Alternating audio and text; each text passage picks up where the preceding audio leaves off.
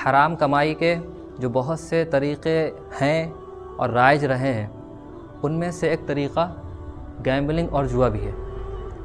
इस्लाम ने गैम्बलिंग को और जुए को हराम करार दिया है, और जितने भी मज़हब दुनिया के अंदर पाए जाते हैं उन सारे मज़हबों के अंदर जुए को हराम करार दिया गया है।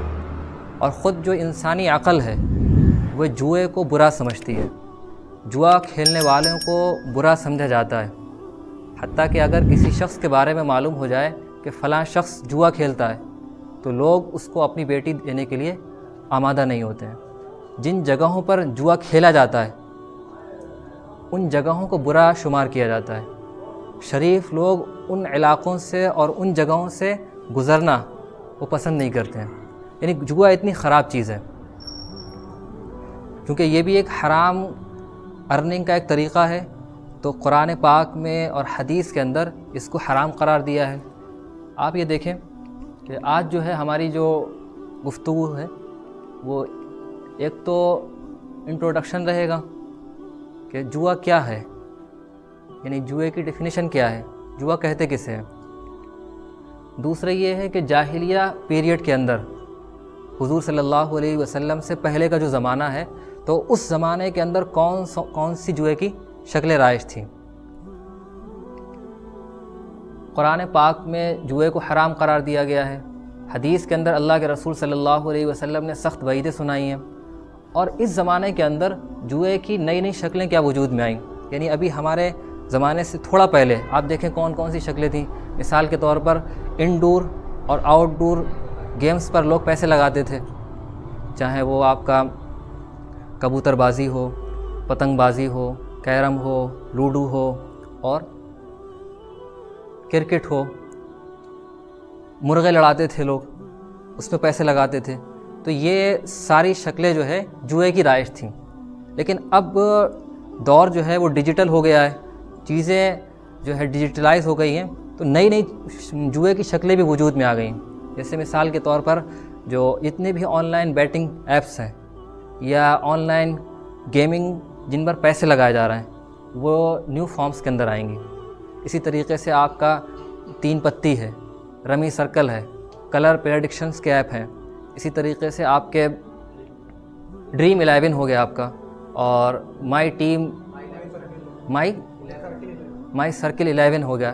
तो इस तरीके के और भी ऐप्स हैं, नंबर प्रेडिक्शंस के ऐप हैं। तो ये सारी की सारी जो नई शक्लें जुए की वजूद में आई, इस पर डिटेल में बात होगी। और भी चीज़ें हैं जो जैसे मिसाल के तौर पर इंश्योरेंस है, लॉटरी है, फलां है, तो इन पर जो है आज इंशाल्लाह डिटेल में गुफ्तगू होगी।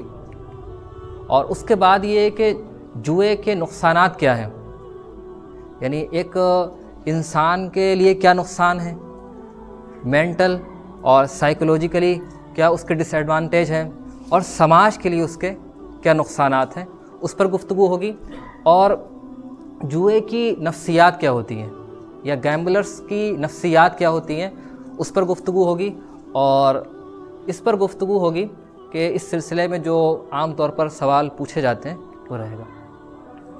यहाँ एक चीज़ ये समझने की है कि जब शैतान किसी बुराई को फ़रोग़ देता है, तो अब ज़ाहिर है वो जो बुराई है उस बुराई को उसी नाम से अगर फ़रोग़ दिया जाए तो वो काबिल कबूल नहीं होगी। मिसाल के तौर पर ज़िना को फ़रोग़ देना है, तो ज़िना तो इंसानी समाज में बुरी समझी जाने वाली चीज़ है। तो ज़िना के नाम से, ज़िना के टाइटल से वो चीज़ फ़रोग़ नहीं पा सकती। उसका नाम बदलना होगा, उसको एक अच्छा और ख़ूबसूरत टाइटल देना होगा। उसी ज़िना का नाम इस ज़माने में क्या रख दिया गया, फ्रेंडशिप।